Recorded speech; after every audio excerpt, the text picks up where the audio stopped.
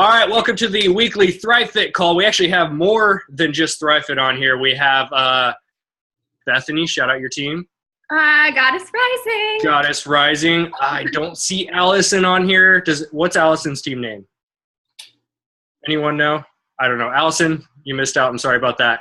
No, I know we got Jason Croxford, Team Allegiance on here. So thank you all for taking time out of your evening, and a special thank you to Mr. Joel Freeman. Taking time out of his busy schedule to hop on here. I'm super excited to have him on board. I shot him a message on chat earlier. I said, dude, you kicked my ass at Summit. That whole combo you guys did was just absolutely awesome. Loved it. I know a bunch of us are pumped to do our core challenge. It's going to be friggin' sweet. I wish it would come out a little bit sooner because I'm on pins and needles waiting for that thing. It's going to be sweet. So anyways, I am done chatting. We're going to kick it off to Mr. Joel Freeman. Let him do his thing. Thank you, brother. I appreciate your time on hopping on here. Yeah, no problem, man. No pressure now. Just, hey, here you go. Start talking. So, hey, look, you guys, it's so awesome to see how excited everybody is about Core de Force. And I know it's like, hey, we announce it in July, and then you guys have to wait until November. But, hey, there'll be sneak peeks in October. But think about it. We worked on this sucker for 18 months. So you want to talk about keeping a secret and not telling anybody. I mean, that was challenging for sure. But the good news is it's out, right? So everyone knows about it. It's coming. I think the excitement's real. I think it's legit. I think people are genuinely excited about this, and that's what we were hoping for. And we worked really hard to make sure that we knew what we were not up against, but we knew what some of the things that we were facing would come with a program like this. And so, we wanted to make sure that this was something that when people saw just in that 90-second sizzle reel where people were like, ooh, that looks fun. And then we know that the minute you guys actually do it, you'll be like, oh, that was hard, but fun at the same time. So that's obviously what we're doing. So thanks, Chaz, for having me on, and like all the other coaches and teams coming on. And it's great to be here. And so I have a couple things to talk about, and we can obviously talk about Core de Force. I'm sure there's people. I'm sure you guys have questions about Core de Force, and I'm obviously here to answer any of those questions. And just remember, especially if you guys have been Beachbody through a program or two, you guys know the program schedule, the launch schedule, how this stuff works probably better than I do. So there's a lot more information coming over the next few months. So like you guys have pretty much seen a 90-second sizzle reel, and that's about it. So, but can always answer generic questions over the program. Absolutely no problem.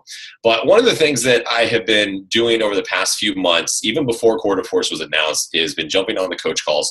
And I've been on a lot of them. I've pretty much been doing one or two every single night, weekday night, for almost 2 months now. Is to talk to you guys as coaches in terms of business and the business side, because there's a lot of people that don't actually know what I used to do to the extent of what I used to do before I came to Beachbody exclusively. Well, basically I spent over a decade in the fitness business, in the gym business, managing gyms, running gyms, group exercise director, marketing director, general manager. Every single position that's in a gym I have done over the past 10 years. And I started at the front desk, worked my way up. I mean, the first job I had at the front desk was the 2 a.m. to 10 a.m. shift. So, put that in perspective and think about all the crazies that you see at the people that show up at 3 o'clock in the morning to work out. Yikes. Really weird people. But they're working out, so we can't fault them for that.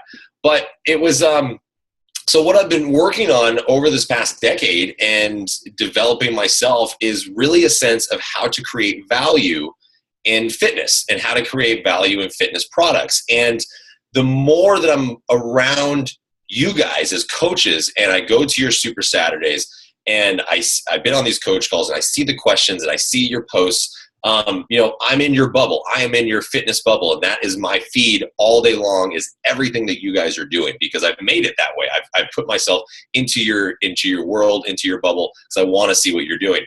So I've seen a lot of commonalities between a lot of the coaches, and look, there's 500,000 of you, so obviously there's going to be commonalities, but I see some common challenges when it comes to people talking about, well, they feel like they're having to deal with price objections, and how do you overcome price objections, and how do you deal with people staying committed into your challenge groups, even though it's a free challenge group, but yet people aren't staying committed.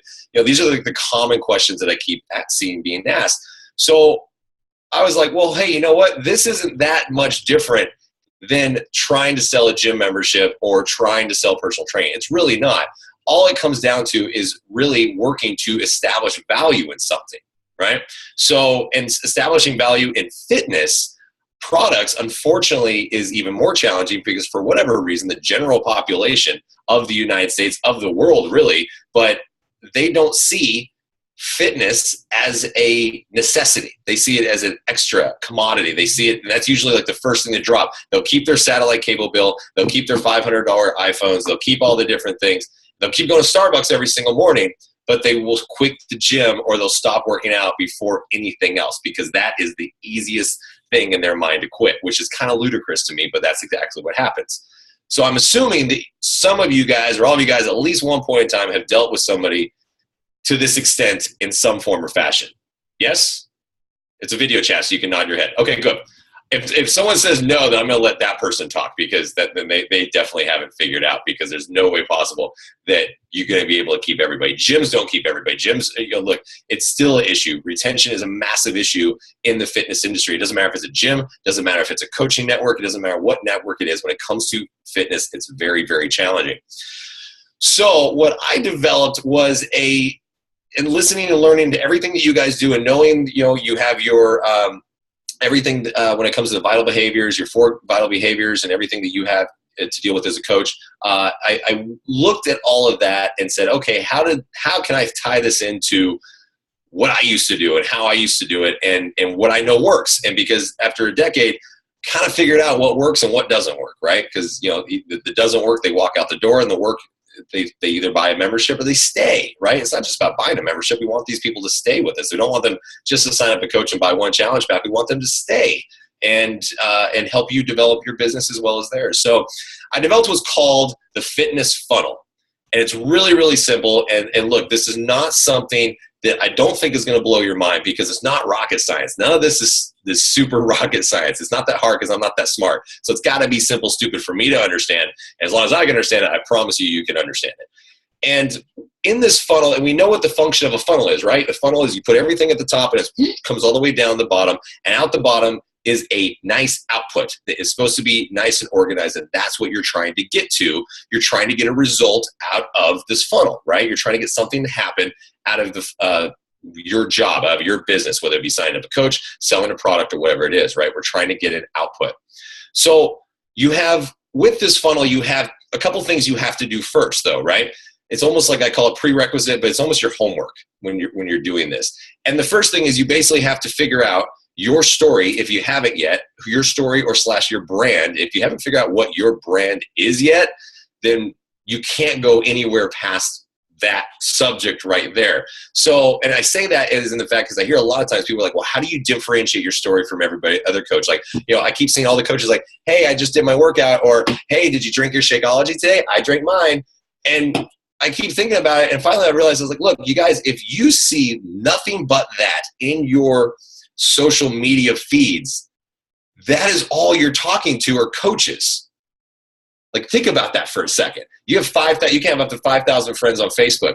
If that's all you see in your feed, that means all of your friends are already coaches. That means you are missing over 320 million people in the United States that are not coaches. You're going 500,000 versus 320 something million, right? Well, let's get onto this side of it. So when it comes to getting your story and figuring this out, you have to figure out your story and figure out who you're talking to, figure out your target market, right? So your story is very, very simple. In my mind, it's very simple. This is all my opinion, by the way. So there you go. It's very simple. Why did you become a coach? Why are you doing this? What is the reason that you're doing this? And why are you pushing play every day on BOD or pushing play every day on those beach body workouts, come quarter force in November, of course. And, what is it?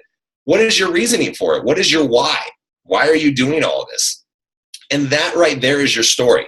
Because a lot of times, I've heard this a lot, people say, well, I haven't had a transformation. So, who am I to talk to someone that's overweight? You guys, I have never been overweight my entire life. I've been the skinny kid. I was always the skinny kid. You don't have to have a transformation to be an inspiration to somebody. You do not have to do that. Now, if you have had a transformation, awesome, congratulations, there's your story. That's the target that you're going after. If you've lost 50 pounds, or you've lost 100 pounds, then, oh my God, why are you not talking to the people that have to go through that exact same thing? Because you know exactly what it's going to take to get there. Make sense? So it needs to be something that's like super easy, simple for you and speaks to you, because then you have the confidence to talk about it. So like right now I'm talking to you. I don't have any notes. This is off the top of my head, but it's because I've been doing it for so long, and this is ingrained in my brain, and it's what I live by, that I can just talk about it. And there's a lot of people always talk about, well, it's about coach and selling. I'm kind of shy. You guys, not one person is shy when it comes to something that you really know and you are confident about, right? People get shy when they're not confident about something. If you're shy in a big group, that's because you're in an uncomfortable zone. Put yourself in something that's comfortable, that you can speak from, that then people realize that it's like, wow, they actually know what they're talking about in terms of confidence, right? That's a huge aspect of selling. And I use selling just because there's no other way of really saying it, but I don't want you guys to think we're trying to sell somebody here. But in the world of selling, the world of marketing, interperson talking, it is always about confidence, right? You've never met a shy salesperson or a successful shy salesperson. Last time I checked, it doesn't happen. So, all right, you figured out your story, you figured out your market. You're going to get out of your little Beachbody fitness bubble, and you're going to go whoop outside that bubble, and you're going to start talking to people, right? So now you get to use your funnel concept. The funnel concept is the first thing that you throw at the top is information. That's the first word you write down. And it's information that is specifically tailored and relevant to your market. So if I am going after breastfeeding mothers, I wouldn't, because I had know nothing about that. But if I was going after breastfeeding mothers, I would throw so much information out to them about all the challenges that I know as a mother myself, and I've gone through that, of what they're going to run into through the process of after they're having a baby, and they want to get their body back, but they're not getting any sleep, and their cortisol levels are high. I mean, like, it goes on and on and on. So that's information tailored specifically to your market. If someone if you are going after a market that's addicted to Coca-Cola or sodas, we're going to go after them, and you're going to show them all the different ways that you can replace a soda with something else, right? So you basically are trying to saturate the markets where you become an expert in your market. We call it a brand expert. So you have your story, you know your market, your story is your brand, right? So now you become an expert in your brand. And the point of this is because you never know when someone will be ready to take the next step. And think about yourself, for instance, all of you guys at one point or another said probably out loud, well, today, right now is not the right time to do this. And that's everybody, right? So you can't throw a bunch of information out and then just get pissed off and frustrated when nobody responds to you. That's not the right time. And it's the exact same thing that advertisers do on TV, right? So if they show a commercial for Outback Steakhouse, they know that people aren't just going to push pause or leave right there and go to Outback Steakhouse right then and there. They know that eventually, though, when I'm hungry, I'm going to think about what I saw. Oh, Outback Steakhouse sounds good, right? So it's all about timing, and you can't just expect the timing to be perfect for you, because it's not about you. This is about everybody else. So you're throwing the information out there. Now we're going to talk in the perfect world. We're going to talk in the perfect scenario. And fast forward, say that you've been throwing out information. And this could be, look, you guys, it can take time. It could take months. It could take years. You never know when the right time for somebody is. But if you stick with it, and remember, you got 266 million people in the United States that are overweight or obese. So the odds are pretty good. Like 1% of that's pretty damn good, right? So you got a big pool. So you just got to get your information out to as many people as possible. Not 10, hundreds, thousands of people. That's what you have to do. It's sheer numbers at this point.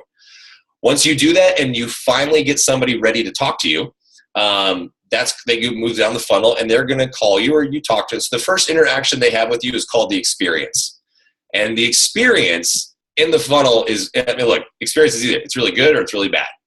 And we know what bad experiences are all about. Everyone talks about it. They tell all their friends, and they put it on Yelp. That's pretty much what happens if you go to a restaurant and you get a bad experience. You're say, I'm never coming back to this place. I'm going to tell all my friends I'm going on to Yelp so I can get 1 star and I get free food and come back here. Whatever. Doesn't make sense, but that's what people do.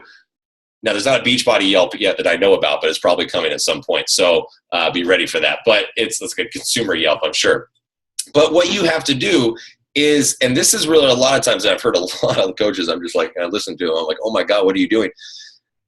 It's very easy when when you first start talk to somebody and they go, all right, well, so tell me about this Beachbody thing. It's just a pyramid scheme, right? It's just like a Ponzi scheme. You're just trying to sign people up, and there you go. And you're like, no, it's not that at all. It's like, and then you launch into a whole spiel about challenge packs and Shakeology and all the programs that you have and how much it is a month and all the and blah blah blah blah blah blah blah, and you lost them completely, guaranteed. There's no way this person's going to be like, hey, you know what? God, that sounds great. Let's sign me up. I can't even imagine that happening, because it's like, whoa, this person decided to call you or talk to you based on the information they saw, thinking, you know what? I'm ready for a change. I should talk to this person of how they can help me. Not sell me, help me. So the experience, to have a good experience with someone the first time or the first couple times you talk with them, I want you to write this down next to the word experience, is shut the hell up. That's what you have to do. I'm sorry if there's kids on here. That's what you guys have to do, is you have to shut up. You have to stop. You have to get out of this mindset of trying to sell something right then and there. That's not what this is about. You don't even know who this person is. Instead of telling them everything about you and everything about Beachbody and everything about how awesome Core to Force is, because it is, you are going to become an expert on this person. That is what you have to do. That is how you have an amazing experience with this person, is you ask questions, in-depth questions, and I don't care if it takes an hour, I don't care if it takes 3 phone calls or 3 days or 3 weeks, however long it takes, you need to become an expert on this person's life. Because something or some things up until this conversation, up until this point, hasn't worked in their life. So they're coming to you for help, right? Or that maybe they don't even know what they need. They just know that they're not happy, whether it be out of shape or they're not sleeping, and there's so many different factors out there. They just know they need to change something. And maybe they don't know what it is yet, but they know something needs to change. It's your job as a coach, that's why you're called coaches, it's your job to find out what this is. It doesn't mean you have to be a nutrition expert or a psychologist, even though coaches usually are. Personal trainers are pretty much half psychologists as it is. Or you have to be certified personal trainers. You don't have to be any of that stuff. You just have to be, you have to know your stuff. You have to know the Beachbody products. You have to know everything about it. So then as you're going to move down this funnel, you're going to be able to figure out how to make these changes. So now you've become an expert on this person, right? You know everything about them. You're like, wow, okay, I can list like 3 things right off the bat that is going to make this person feel so much better. And 2 of those 3 things have nothing to do with Beachbody products. They're drinking too much coffee in the morning. They're drinking too much soda. Like use your common sense. What are the things that you could do very quickly to make a difference? I'll get more to that in a second. But basically, it's once you become an expert on this person, you want it to be to where this person hangs up the phone from you or walks away from a conversation with you, feeling that they have a connection with you. And that's the next word in the funnel, because if you can get somebody to feel that they have a connection with you, then there's trust. Right? There's a genuine trust. There's not this, well, maybe they can help me, maybe not. I don't really know. I'll give it a shot. It's not about that. You guys, you all know you will, if you'll buy something from somebody you trust, right? And you will listen to somebody you trust. Even though you don't want to, you'll listen to your parents. Even though you might not do it right off the bat, you'll eventually listen to them because they're your parents and you trust them. That's usually how it happens. So it has to have some sort of connection. Now, once there's a connection, that's when you get into, like in my world, this is when you get into the fun part in my mind, because now you get into the programming of the funnel. And programming is not selling, again, not talking about just Core to Force or any other amazing program out there. It is programming of their life. Remember, something wasn't working already. Some things. So we're going to go back to that. Remember I said like the soda or the coffee. They're like, well, I only drink 2 cups of coffee a day. It's like, all right, well, how much sugar do you put in? How much creamer do you put in? Like there could be just so many different slew of things. You only have the idea. So we're going to get into the reprogramming of their life. And you can't just be like, all right, cool. So you buy a challenge pack because you get the program, you get the Shakeology, you get the 30-day club trial with Bod, and you get me as a coach, and that's everything you need. Well, you just gave them a bunch of shit they got to keep track of, basically. and they haven't even done anything yet, right? You're basically telling this person, okay, go jump over a bridge, and they can't even jump, an inch off the ground, right? So you're not going to tell this person to do it. We're going to start them small. And the programming, I like 2 weeks. I think 2 weeks is usually a good amount of time, but you're going to give them small, short-term, achievable goals. Whatever those goals are, make them attainable, guys. Make them easy. If somebody is eating a lot of sugar, say, okay, just for the next 2 weeks, I want you to start to tailor your sugar off by doing this, this, and this, right? We're gonna come up with a plan. If it's, whatever the examples are, just use it. But give them something that they can, in 2 weeks, because it's not very long, but it's long enough to at least start to feel something different in your mentally or physically. Then, when they see it, they're like, oh, that wasn't so bad. And you're like, great, you know what? You did it. That was awesome. Okay, I want you to do 2 more weeks. And this time we're just going to add this one little more tweak, right? So we're starting to tweak their mindset. You're starting to tweak the programming of their life. And that's how you start to create new habits, healthy habits. That's what you got to do. You can't just, we talk about, you're quitting cold turkey all the time on certain things. And it's really, really hard to do.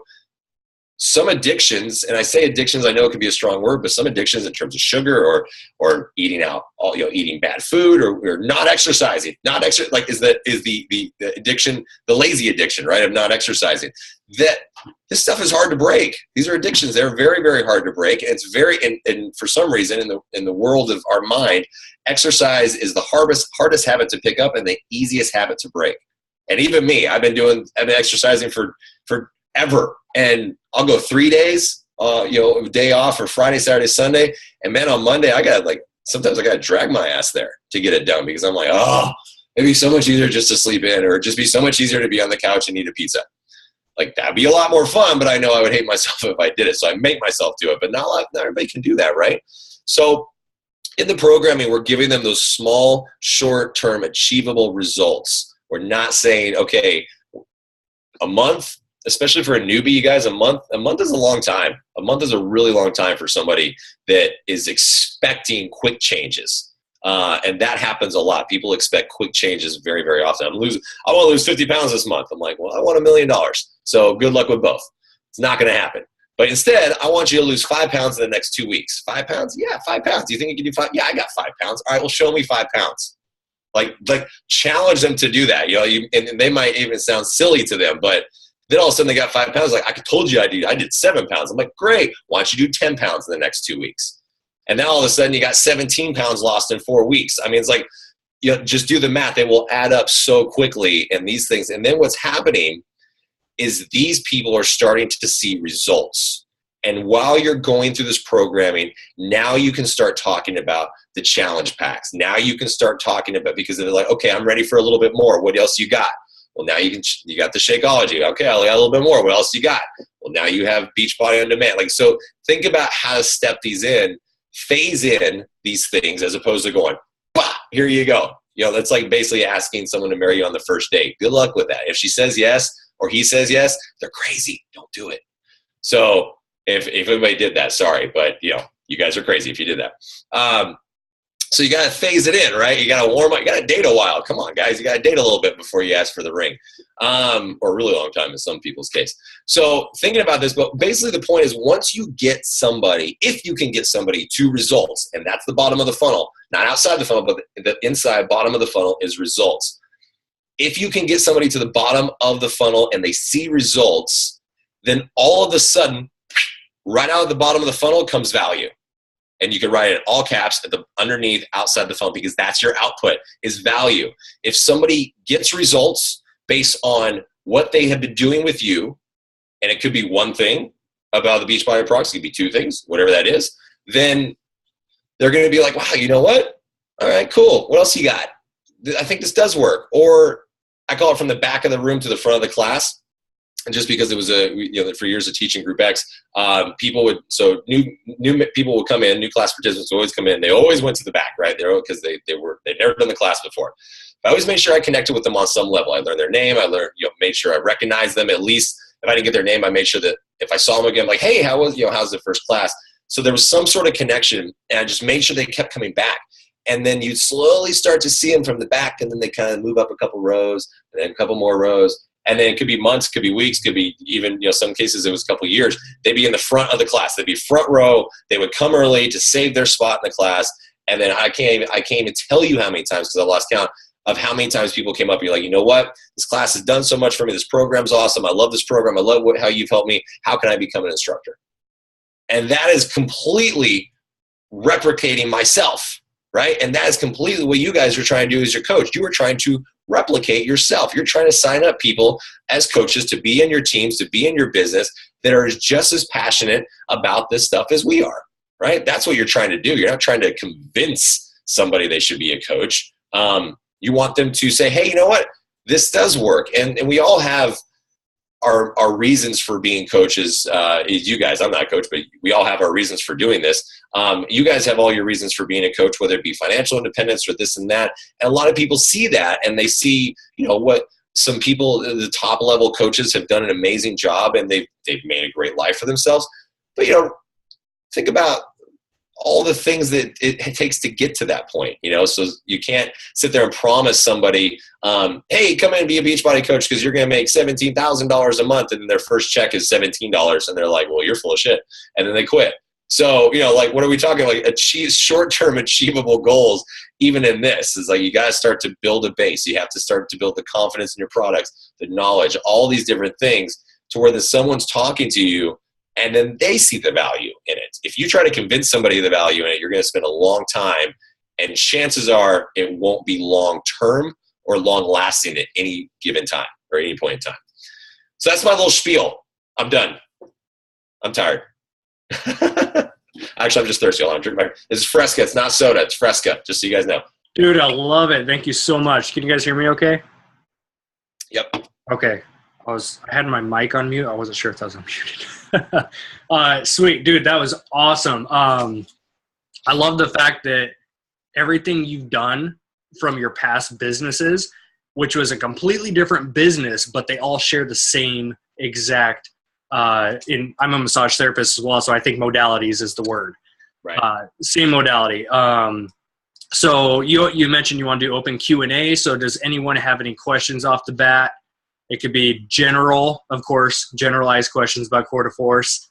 Any questions in particular for Joel? Now would be the time to unmute yourself and go for it.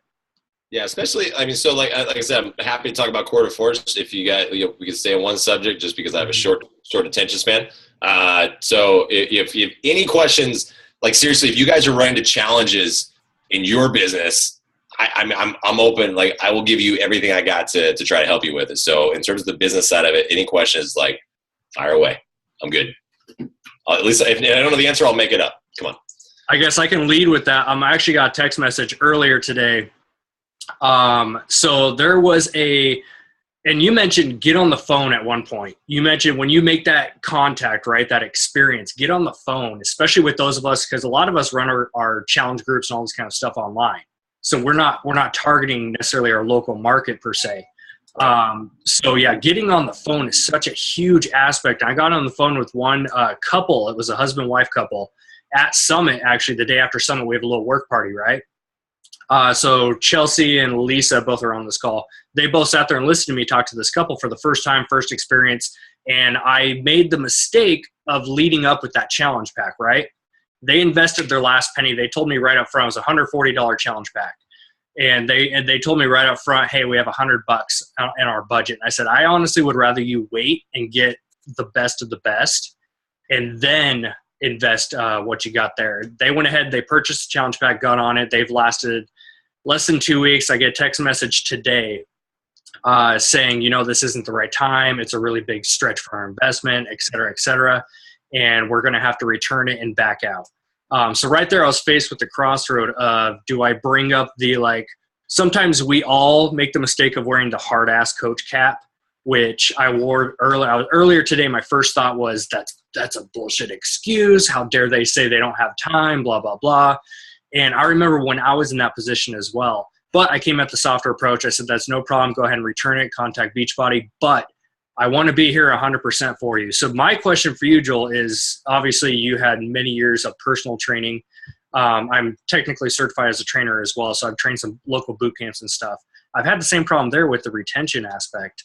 So in this particular case, when it comes to a client that maybe purchased a challenge pack, is struggling, wants to return it, how can you best, or how do you personally best invest your time into that person?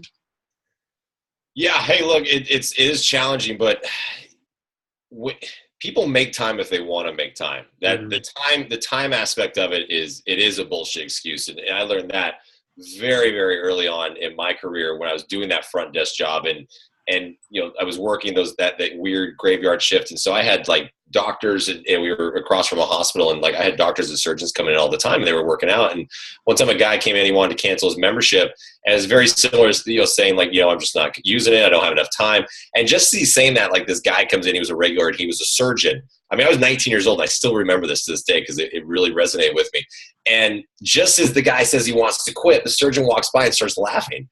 And the guy's like, kind of looks around, and the surgeon's like, hey, look, I'm sorry, I didn't mean to laugh, but I just came off like an 18-hour shift of traumas and blah, blah, blah. And he's like, I'm here to work out. And the surgeon was like super fit.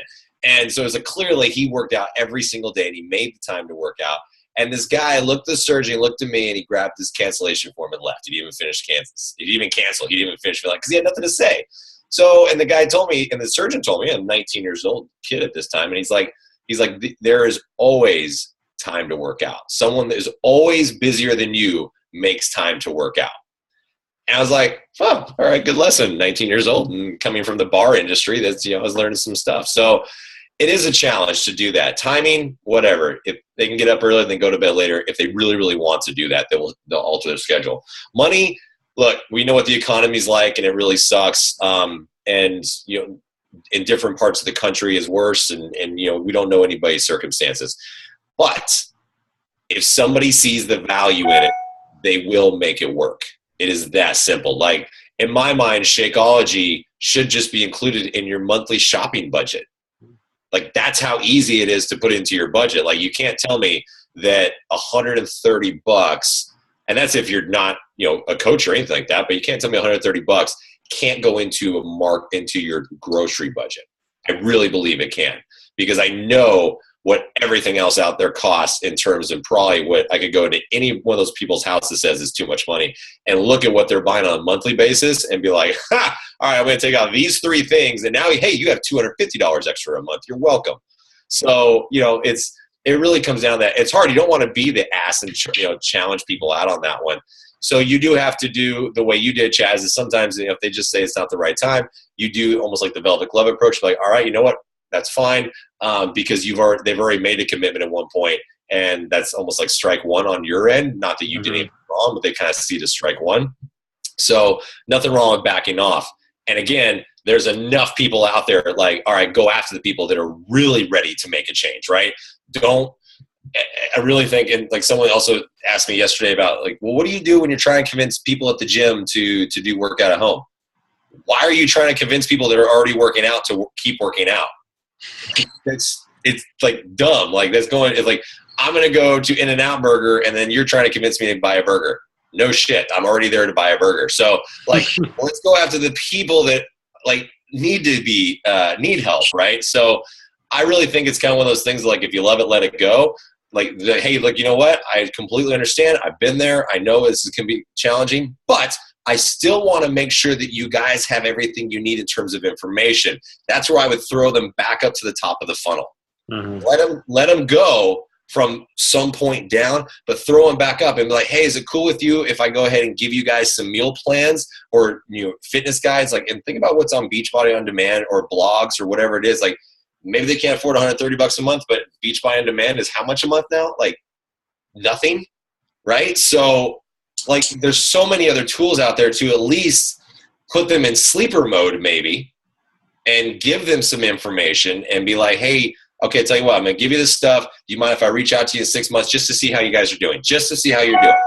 I can't imagine them saying no to that, right? Or 3 months, but usually 6 months is probably a good idea. And this is a business. Put them on your list. Follow up with this person 6 months. And then you talk to that person 6 months later. Hey, just wanted to follow up with you. Have you been using the guides I sent you? And like, have you been using this stuff? Yeah. How's it going? Anything I can do for you? Maybe yes, maybe no. Okay, do you mind if I follow up in 3 months? So now you start to whittle down the time, right? So it's a time investment on that one. But in the meantime, you're talking to hundreds of other people too, so it should be okay.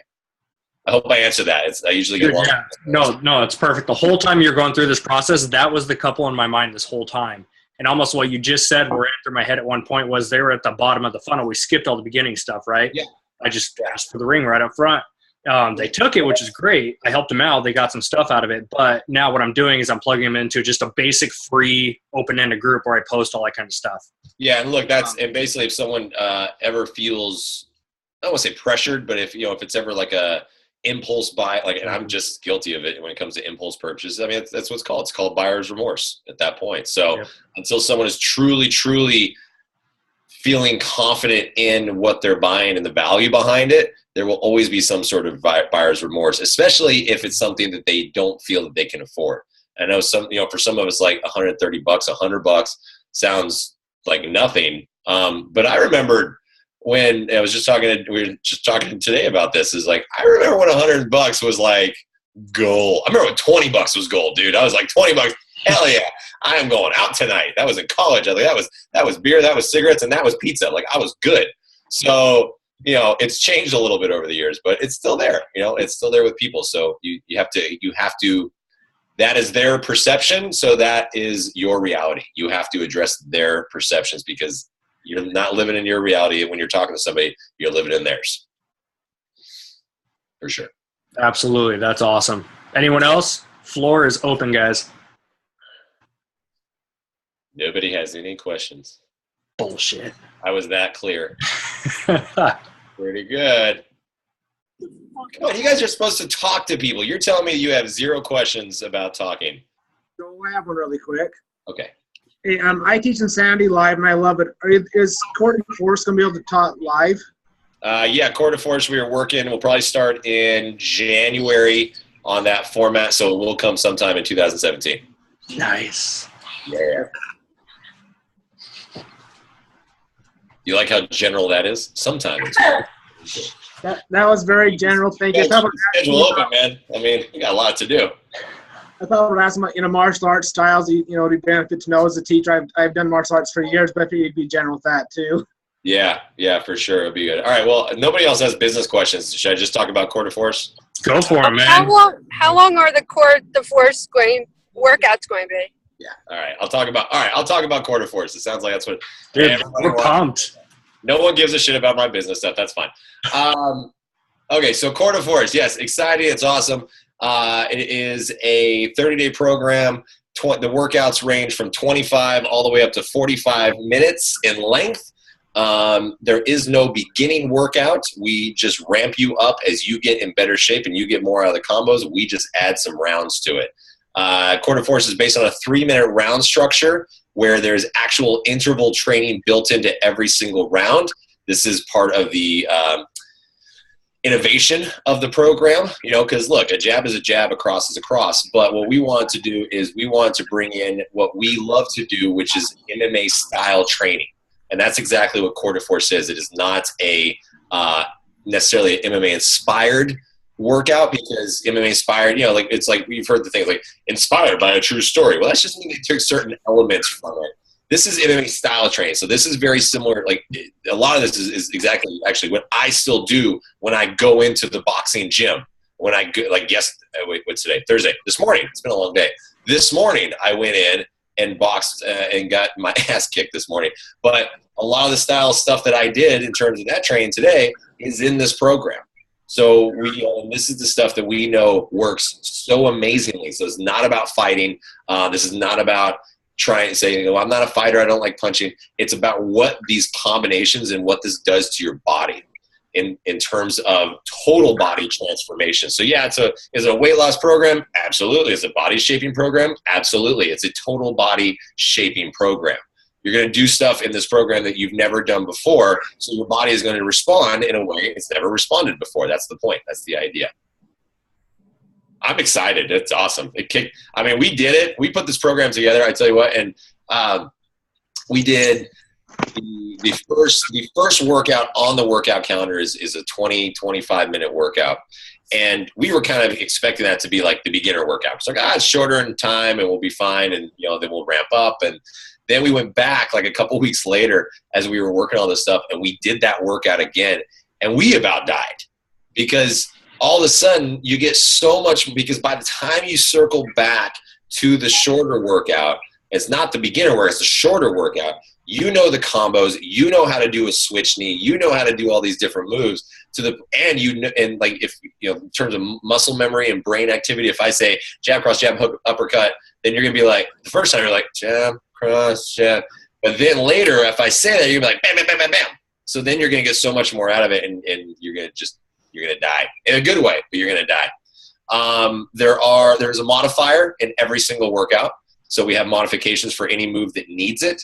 This is a higher intensity program. So with higher intensity programming comes a little bit higher impact movements sometimes. But we also made sure that any movement that has higher impact or anything else, there's a modification for it. And we have a modifier, Jessica, in every single one of our workouts. What's cool about the modifier though, does not mean that that's an easier workout. Some of these moves are great, and we were really excited because we were able to, in terms of how do we teach somebody how to do a switch kick or something like that? That's actually the modification. We break it down in the modification. So because you're learning how to do it, you are working a little bit slower, and you're taking the impact if there is any out while you're doing it. So you can use the modification to learn and actually develop your skills while you're doing the program. So you're welcome, basically, is what I'm trying to say on that one. What else? Other questions that I've heard so far. Nutrition aspect of it. We worked really closely with the nutritionist at Beachbody. They did an amazing job on this. We were super excited when this all came out because, as every program does, it's not the containers, it's the color coding system that we all know and love. It makes it very, very simple. But the cool thing is, because of the higher intensity aspect of it, really doing a cool thing where you, in some of the weeks, you actually get to eat more than you did the week before. So, I mean, come on, who doesn't love that? So that's pretty cool. And no equipment in the base kit.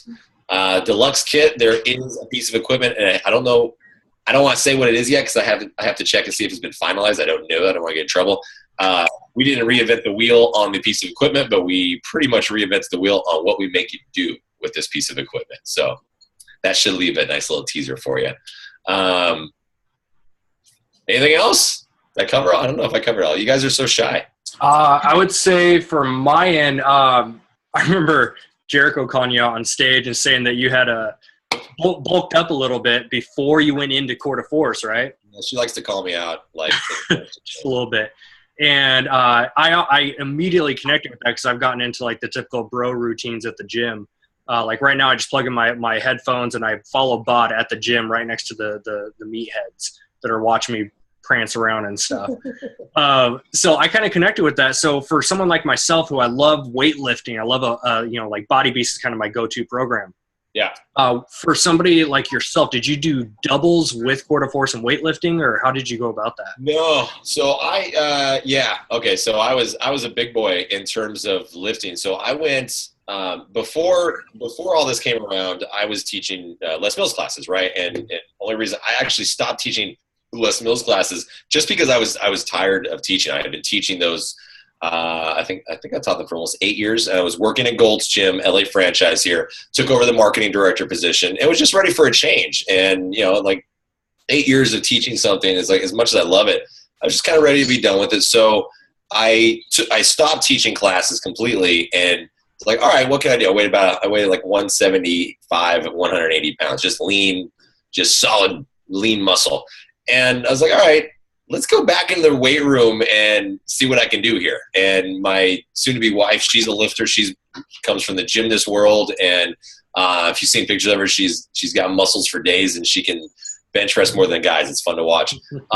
So I went and started lifting with her and buddy system. And man, I went up in the space of about a year from 175, 180 to 205. And it was solid, man. I was like throwing some weight around and like, total meathead. And then the whole thing with Beachbody comes around, and I remember like the first time that we tried a couple concepts, I about freaking died. Like high knee run, are you kidding me? Like my cardio was 5 minutes on the elliptical every day. Like it was nothing.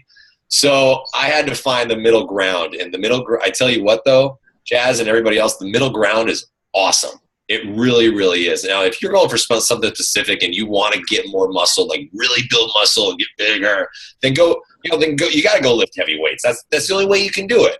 But the middle of the road is real, and this was a big eye opener for me. And like, okay, 33, almost 34 years old, and I'm still getting taught stuff about this world of fitness. It's like, wow, the middle road, I can do so much more on both sides of the fence than I ever could on either side.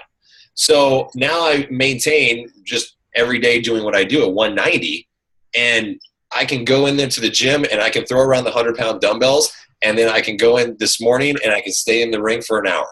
Like, I mean, the cardio conditioning, everything is just awesome. So it is going to be great. And obviously want you to try quarter force from start to finish, its entirety, and do nothing else. But the great thing is, will you lose a little bit of muscle mass in terms of size? Absolutely. But what you still get is we do still have some great body weight strength training components in the workout. So it's not just all stand-up boxing, kickboxing stuff. We do use your body weight against you in a lot of stuff. You'll find that you will maintain a lot of your strength, which was important to me as a guy who had worked so hard to get that. But then all of a sudden I noticed, all of a sudden after 30 days of this program, we did it for a long time. We were doing this for months and months and months, but just after 30 days, like really hardcore doing this, I was like, wow, that's like quad definition that I never had before. Like all of a sudden my quads just popped out. And then all of a sudden I was like, oh, look, I have to. I mean, it was really interesting. It was even surprising for me. So again, total body transformation, doing something I've never done before to that extent, made my body respond in a new and different way. So I definitely challenge everybody to try it in its entirety and watch what it does to you, because it's really cool. Yeah, for sure. Rocking. That answered my question. Come on, guys. Questions, throw them at them. Let's go ahead. There's answered my question. I'll just watch football while you're waiting. You just answered my question. I was going to ask, I'm Paul Rogers. I was just going to ask how, because I'm a longtime combat fan, and you kind of just answered what the difference between combat and quarter force is going to be. Yeah, and look, hey, Paul, what's up? Look, combat is great. Les Mills combat, I taught body combat for 8 years, and I taught body pump for 8 years. I mean, I taught almost every single Les Mills program there was out there over the course of my teaching career at gyms. Those are amazing programs, and nothing that we did or have done, I mean, we're still friends with those guys, is amazing for what they do. Ours is different. The quarter force is different from anything else out there, because aside from everything I just told you, we wanted to make sure that everyone can work at their own pace. So we took it off the beat. We took it off the rhythm. That's not what you do when you go into a boxing ring or a boxing gym. They don't be like, all right, 5, 6, 7, 8, and like that's not what a boxing coach would just laugh at you if that's what you give me a downbeat, coach.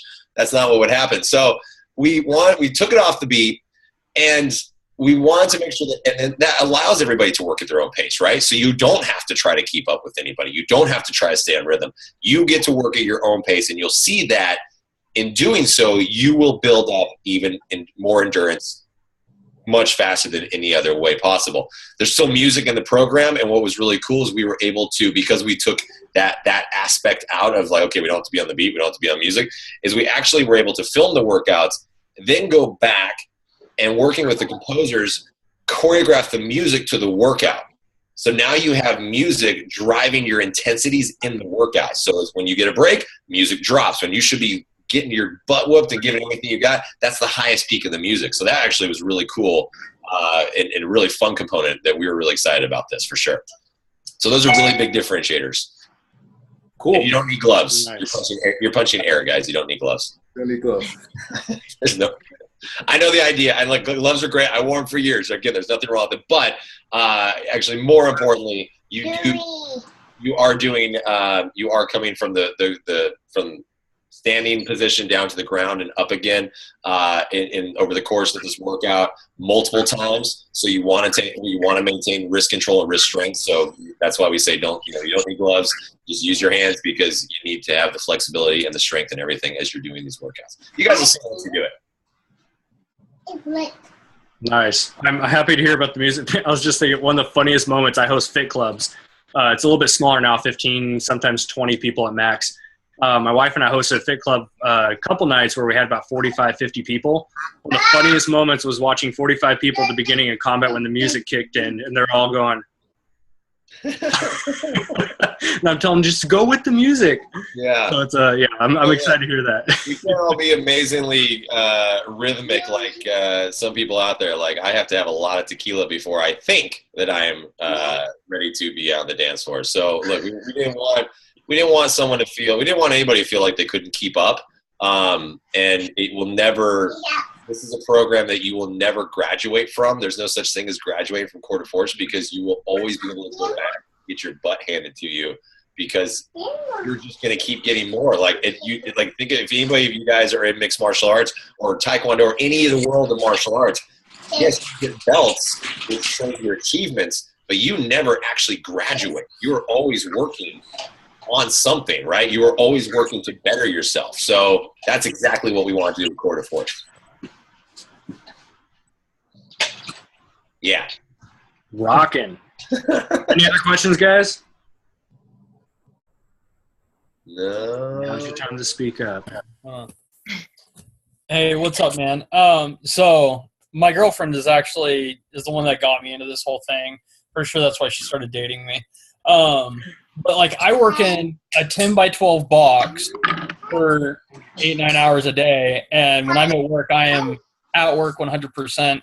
If I get a lunch break, it's a good day, and what I do is pretty intense, so I don't really have time to, I guess, connect. I know it sounds like a excuse, Okay. but it's one of those things where it demands that much of my attention, and by the time I get home, like today, it took me 1 hour and 20 minutes to drive home. Right. So what would be the best way as far as like using my social media to do that or to go about trying to talk to people, in a way that it is? Because during the day, I don't have time to sit there on Facebook because I'll have 40 or 50 messages on my phone and I don't have time to get to them. Like, what kind of advice would you have for that? Yeah, and look, that's definitely a challenge, man. Your name's not Lisa. It says Lisa on here, but I'm guessing your name's not Lisa. No. Lisa. So it is a challenge, and I know there's a lot of you guys out there in terms of coaching that you guys have full-time jobs and you work your ass off, and then you're trying to do this, and hopefully eventually you don't have to have a full-time job, right? You can work from home, but you have to get to that point. In the world of social media, there are great things that you can do in terms of scheduling posts. For your Facebook and Instagram, especially you can use Hootsuite or Sprout. There's a lot of apps out there and programs out there that help you manage and maintain your social media presence, like all in one spot, one central spot, and that will definitely help in terms of getting your posts out there. Now, in terms of answering them, you can do auto response messages, so people know that, hey, look, they've seen your message, you've seen their message, and you're getting it back to them. And it's a long day and it takes you an hour to get home. I know about that because I live in LA.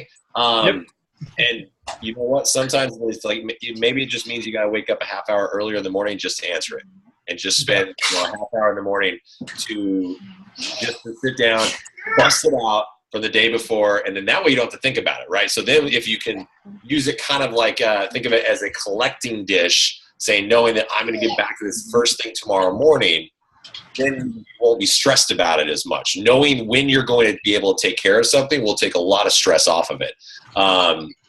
It should help. And then I don't know if you guys, Lisa, if you guys are working together on as a coach or coaches or team or whatever that is, that's great if you can use each other as well and have each other help each other answer your stuff. That would be really cool too. And couples like couples, right? So if there's more couples out there, and my God, we need more guys in the fitness world, please.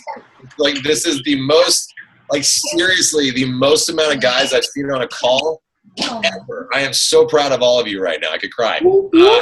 but that's not very guy-like, so I won't do it.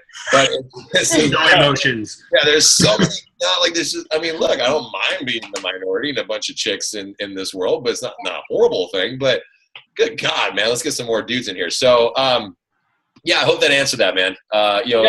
Just it might just mean your day's gonna become a little bit longer, but you got to put the effort into it to get it back for sure. Oh yeah, no, I agree. I mean, and kind of like when you said you were 19 and that surgeon was like, "Oh, I just got done pulling a 19-hour day." Yeah. When I was in the Army to help pay for college, like I'd do a 24-hour duty, and to relieve the stress, I'd go to the gym real quick, and I'd be fine. Yeah. Look,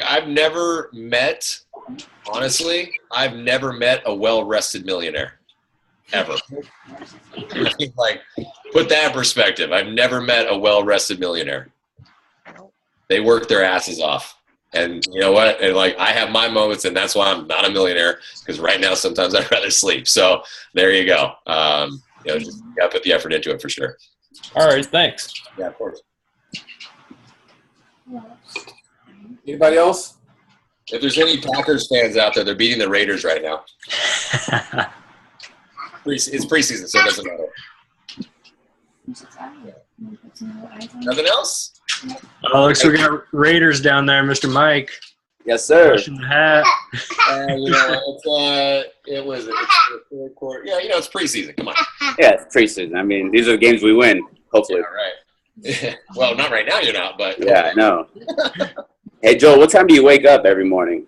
Just you personally, I mean. So if I, this morning, I knew I had a full day and I wasn't going to be able to work out because I had I had a call tonight and I had a bunch of stuff to do. So I woke up at 5 and I hate it. So I woke up between 5 and 5:30 in the morning, and I'm an ass in the morning. I go straight to the coffee pot. But I'm glad but once you get up and you go and do the workout, I'm so glad I went and did it, because then I wouldn't have done it at the time. And so it's tomorrow. So my schedule is really flexible right now because of everything. I'm very lucky in the world of Beachbody. So it's not, I don't always have to go in the office or whatever it is. So, but when, for instance, when we were doing test groups for the initial test groups for Quarter Force, this is where we putting everybody through the ringer at the Beachbody office, which is in Santa Monica, and I live on the other side of the hill. So that's the 405 crawl. If you know what the 405 is, it is the nastiest part of the freeway in LA. Oh yeah, I'm in Northridge. Oh yeah, huh? Yeah, right. So I would leave, and we taught 2 classes. So we had a morning class and then an evening class. So it's okay, with 10 hours in between. So to get my workouts and everything, I was getting up at 4:30 a.m. every single morning, driving over there to beat traffic. And then I would sit there at the office and have my breakfast and my coffee and become a nicer person, teach the class, and then go do my own workouts. And then we'd have full day of meetings and full day of work of program development. And then I would teach the next class that night. Jericho and I were both doing the schedule. And then I would usually get home around 8 or 9 o'clock every night. So that was a long, and that was for 3 months straight, every single day, 6 days a week for 3 months straight.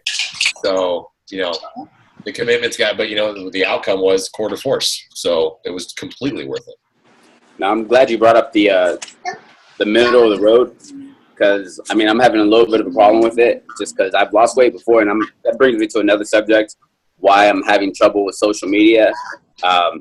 Because I've lost the weight before. I was an asshole, I was a prick about it. I was like, yeah, look at me. I lost all this weight. And then sure enough, 4 months got came right back. And then I lost, a little bit of self-confidence. And then I'm working out again. I'm doing Body Beast, and I'm down 40 pounds. But I feel like the muscle's there, and this time I'm doing it differently, where I'm actually lifting weights, and it's not just pure cardio. So I want to get back on social media. There's a little bit of a hesitation there, not to go that route, and be kind of douchey about it. But how do I bring up, Beachbody and? Well, yeah. Okay. So cool. So one, congrats on your success, man. And you are challenged in some ways that, myself, me personally, I will never understand what it's like to have to go through that and lose the weight like that. And it's awesome, but that's your story, right? That is exactly what your story is. And no matter if you you did the selfies or whatever before, and we do know there's enough Instagram douchebags on there. Kim Kardashian's the top douchebag on Instagram right now, but that's not what we're going for. So there's plenty of that out there. But what you want to do is you want to go after the story that you went through this and you know what it's like. So you have to get into the world, but again, you have to get into that world and talking to people who you know are at that point, right? So talking to people who are already working out isn't necessarily the way to do that. And so it's kind of like another person asked me a while back, how do you, what are ways to get out into the market? How do you use social media to get outside this fitness bubble and look at the market? Like, well, think about this. And it was almost like a brainstorming session, one of the calls I did. We went on to Facebook and we started looking at different Facebook pages of habits that people have that are overweight. And one of them, we ended up on Burger King Facebook page. They have 8 million likes. On Burger King Facebook page. Like, I don't even know what they're posting on Burger King to make people want to follow them, but it's happening. So basically, and this is kind of the nice thing, is you guys can use social media, Facebook specifically, to your advantage in the way that Facebook uses their algorithms. Because the way they do their algorithms, if you have 300 friends, for instance, on your Facebook, you're never going to see every single thing those 300 people post, because you can never actually get through all of it in one day. It's not possible. So Facebook looks at your user tendencies. That's what the cookies are for. That's all these different things. They look at what you're looking at, and they look at what friends do you engage with the most, and those are your friends, your top friends, and that's what you see. So if you start doing your research using social media like Instagram and Facebook, and you start going to Burger King, you start liking these pages, like the pages, damn it. Like the pages, look at what all the people that are liking that page, look at what they're doing. What are they posting? What are they following? What are they commenting on? The more you're in that world, the more the feeds you'll start to see. And then you can use Facebook target marketing to advertise in terms of throw the information out to those people. Right? So think of like repurposing the blog article about how to whatever and change your diet, or an easy quick change, like use trigger words, quick change to your diet to lose fast weight, whatever those things are. And then you can market towards those people. And then that's how you can really basically just get outside your bubble. So that way, bro, you don't have to think about necessarily like thinking how, oh man, I kind of did this in the past. You can kind of start fresh. That's the nice thing, is there's so many. I mean, I don't know how many followers you have, but I guarantee it's not enough to be like, these people are going to remember all that. Like, go, even if it's 200, you got millions more over here. Like, so don't ever think, like I even have, I think my Instagram's like 15K. I can delete it tomorrow and start over and be fine, because there's millions of people out there. There are millions of people. So, just don't be afraid of starting fresh and just hitting it hard, man. I hope I answered your question. No, you did, and it's coupons. I followed the Burger King page. They give coupons. There you go, coupons, man. So so coupons. If people are going for coupons, they want discounts. So what are we talking about in the world of how to get there's always blog articles on how to do things cheaper, right? One of the most successful blog articles I saw that was shared was an article on how to get things at the store that is cheaper than the fast food restaurant. Yeah. Like things like that, right? So like people are like, oh, I can actually go do this myself and have 2 days worth of this as opposed to 1 day or one meal. Like, really think about what are these people looking for? It's coupons are looking for discounts. So what is it? Or it's something is monetary value to them. So what can you change what can you show them that will be valuable to them? Perfect. Cool. Thanks, Jeff. Yeah, no problem, man. Is that it? Looks like Jose is having mic issues, but he asked in the chat, can you please ask him to go more into sharing your personal story? Any tips or advice on how to kind of share your story? You mean sharing your story with people that you're trying to recruit, right? I'm guessing. Oh, looks like a yes. I got a thumbs up. Nonverbal communication is great.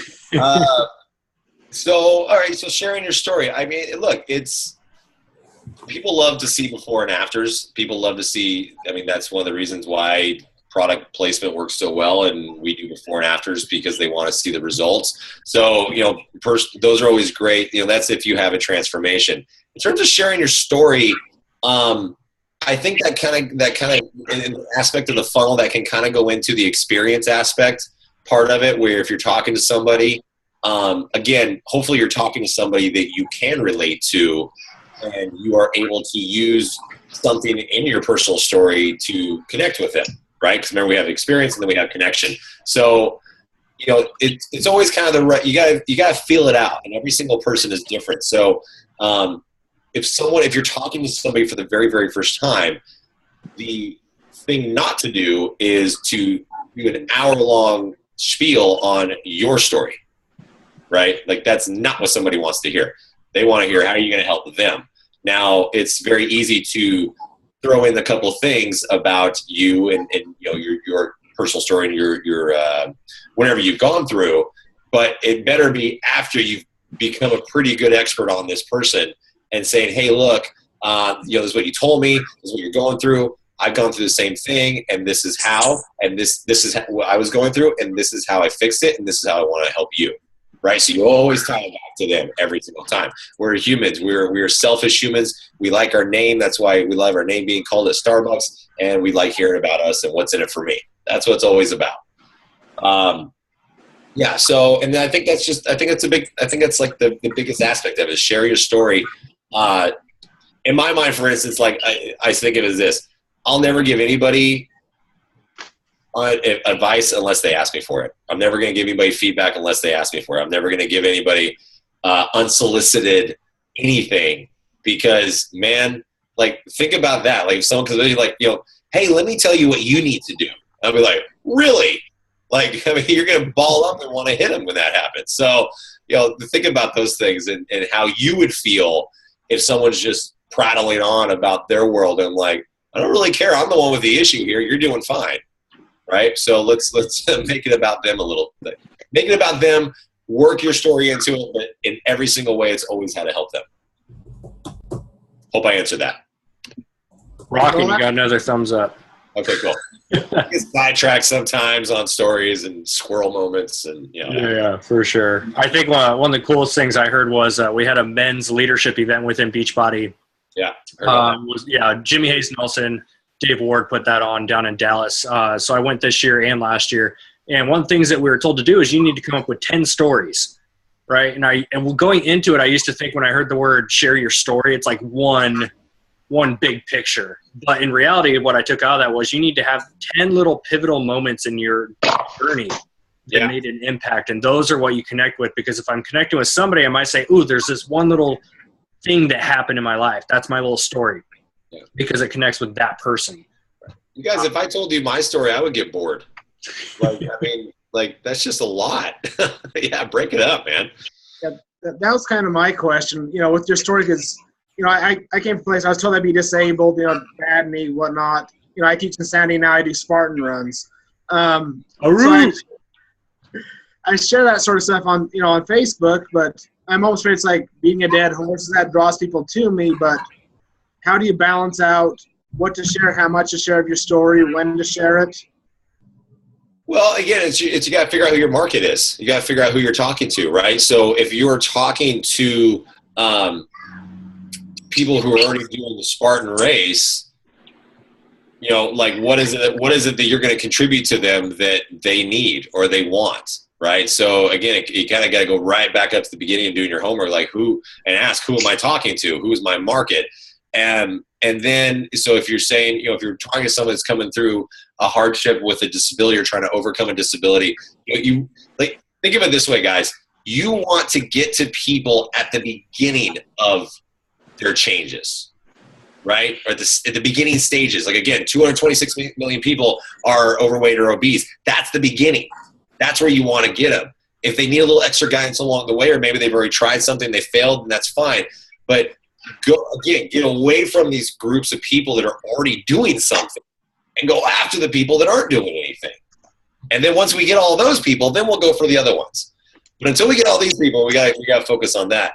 And that, I think, man, is a way to, who's talking, Scott. And I think, Scott, that's a way to when you do that, because then your story means a little bit more. Then you can share some things, because then if you share something in terms of like how you overcame a specific disability or whatever it is, then somebody is going through the exact same thing. They will see that, and then that's when there's a spark, right? That's when you throw the information out there. So you can throw information out that includes your story, like how to overcome this. Guys, I went through this myself. I know what it's like. Check this out. You know what I mean? Like that. Like that's a good way of doing it, but you got to make sure that you're talking to the right people, not the people who are already doing what we're doing. Answer that. Cool. I have a question. I don't know if you can hear me though. I can. You can? Yes. Okay, cool. Okay, so I'm a college student and I study marketing and advertising and public relations. But a lot of my friends have this obsession and fascination with having to be in the gym. They constantly ask me what I'm doing to get the results I'm getting, but they don't want to listen. They just want to be in the gym. So since you do both, you go to the gym and you use Beachbody products, how do you target or talk to people who are gym rats and don't want to break their gym cycle? I don't. I don't. If they don't want to leave the gym, that's fine. They can stay there. Less than 20% of the population belong to a gym. That's my point. You got to get away from these people. Like if they don't want to do it, then say, okay, bye. I'll see you later. I'll see you at the bar. Like there's 226 million people that are not doing anything at all. And we're going after those guys. If your friends want to, yeah, I do both. I do gym. I do home workouts. But a lot of us do that because this is our world. But we got to go after the people that aren't doing this stuff. And that's what we talk about, they say invite the right people. Don't invite the people who are already doing stuff. Like I seem to not be able to find people that just don't go to the gym. Like even at my job, I'm solicited by people who work at gyms to join a gym, even after telling me like, no, I don't do the gym thing. They're just like, but you can get this and this and this for $50. And I was like, yeah, you can get home workouts for the same thing. Like people just don't seem to get it. So it's kind of hard for me to hear my posts or my videos or things before people or find people who are not already in the gym. Right. So what you can eat, so this is really where technology comes into play for you guys, and you can really use it to your advantage, is Facebook advertising. And it is so cheap to do impressions. And impressions are just views. That's all you want at this point. This is the top of the funnel. Impressions are views. You just are trying to get your information out to people. You have to have a Facebook like page to use it. Doesn't mean you have to have a massive amount of likes. There's nothing wrong. But just use the Facebook like page. As what I tell people is use your Facebook like page just to do your advertisements, and you can push people back to your personal page, no problem. And that creates that little more personal approach. But you just use your like page to do the advertising. And especially, I'm guessing if you are doing and majoring this stuff, I'm hoping you guys are studying this stuff. And you should know more about it than I do at this point. But in my short terms in world of marketing director for Gold, we took $1 million of our budget and we threw it into social media advertising. And man, it was huge because they just have no clue how to really work the algorithms. I don't want to keep funneling college student. I don't have a budget to funnel into Facebook for it to just not get impressions, but still not bring me anything in return. So if I'm getting Facebook advertising, do you have a recommendation on how often I should throw the ads out? Like if I should do it 4 days at a time, 8 days a month? Well, so impressions are the cheapest way to advertise on Facebook.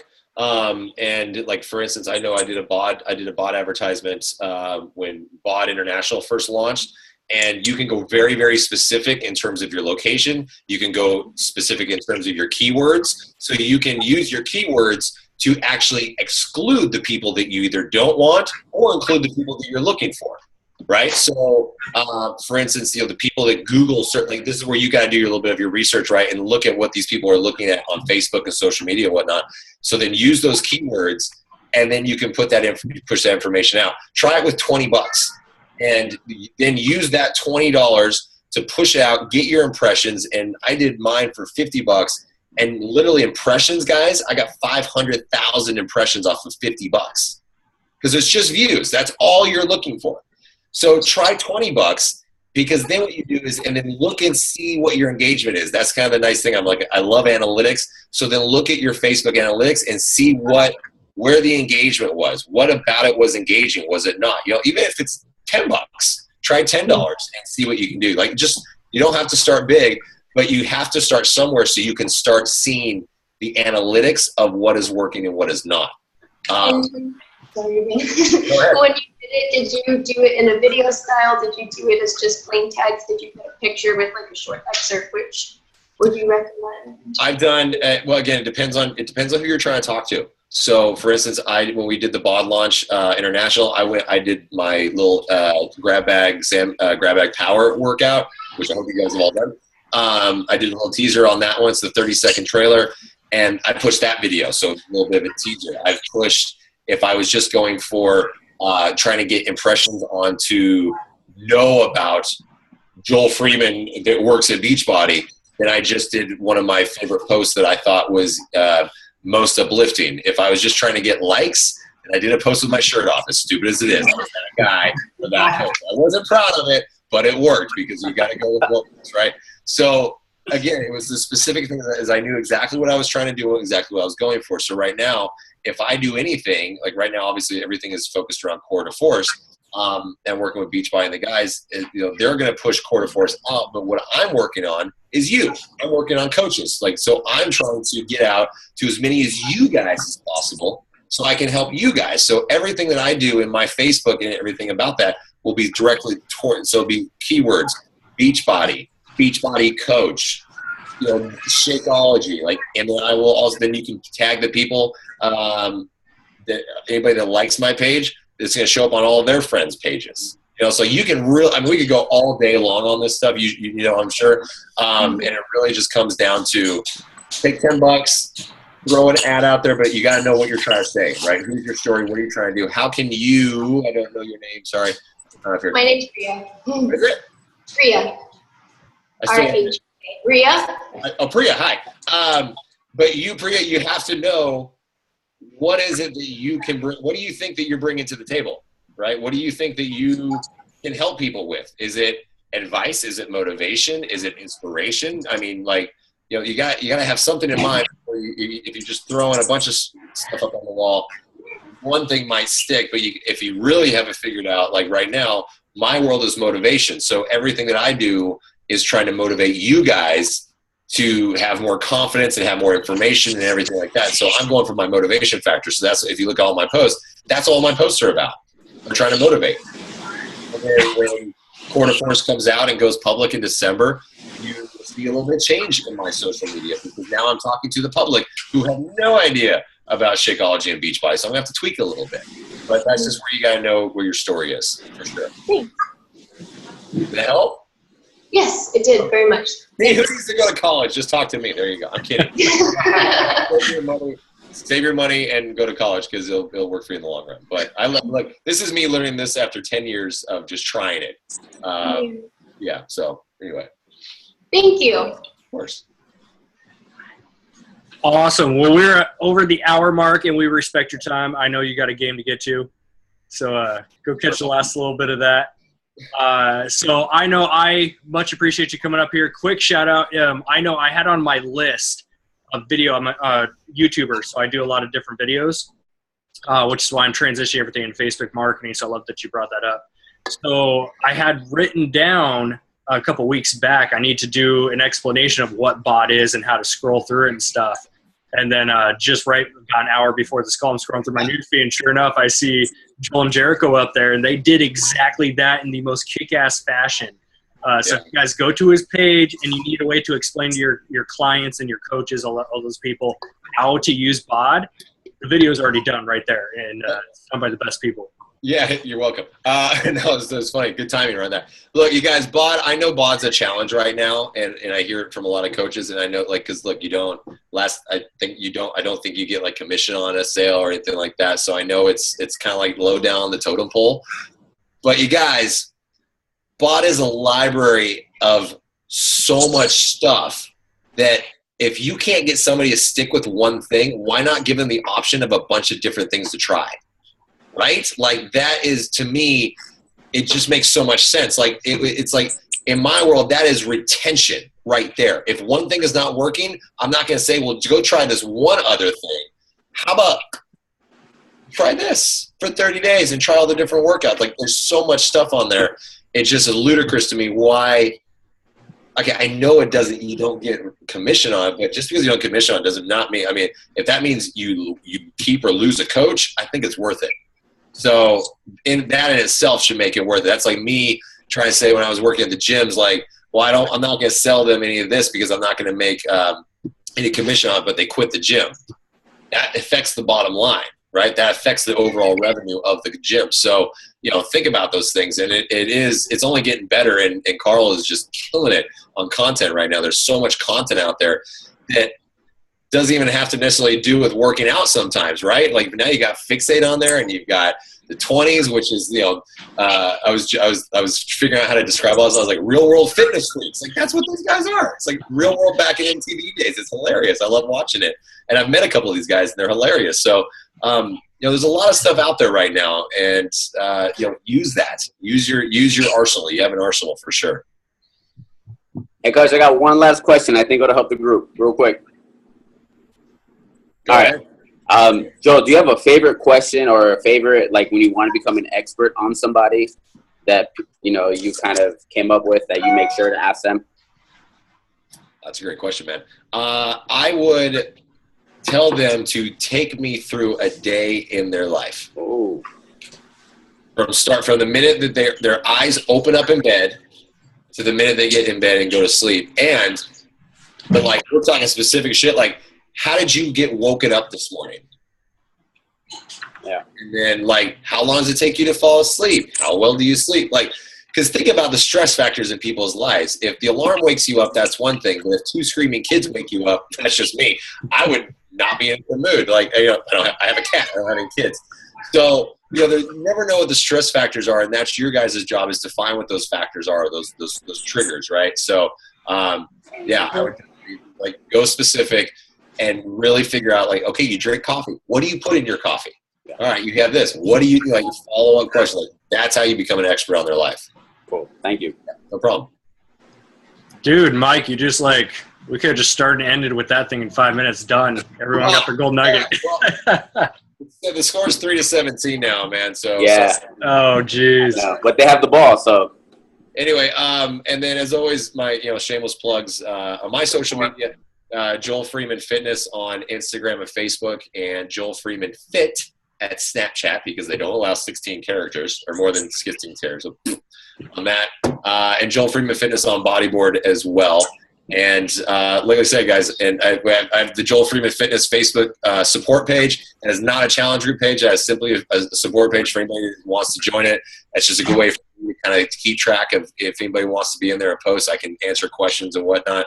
But I'm here to help you guys. So share, I'd love for you guys to share my stuff with your teams, your people. Have them follow me because everything I'm doing is simply trying to help you guys at this point. Cool. Thank you. Outstanding. Man, thank you. We got to do one last thing. It's hold on, let me get my fingers in place. Is it the picture? It's the picture, of course. I got a haircut today just for this because I knew it was nice. We're going to do thumbs up. All right. All right, thumbs up, guys. 1, 2, 3. Got it. I just get used to this Mac thing. You have to hold 3 buttons to take a screenshot. All right, cool. Joel, my friend, thank you. I was actually out walking at like 11 p.m. one night, scrolling through, and I saw somebody else on the team. They posted, "Oh my gosh, we just got off a team call with Joel Freeman." I'm like, I want on that. And so I actually started typing out a message saying, "Hey, do you want to hop on our team call?" And I thought, no. Going back to what you said earlier, how do you set yourself apart? So I sent a voice message. It's like that connection. So you guys think about how you can set yourselves apart and take that one away from this. Right. So I started getting some weird pictures from you, from everybody. I'm avoiding you, Chaz. It's all my fault. All right, everybody. Thanks so much. Have a great night. Thank you. Good night. Thank you. Thank you. Good night. Have a good night, guys. Good night.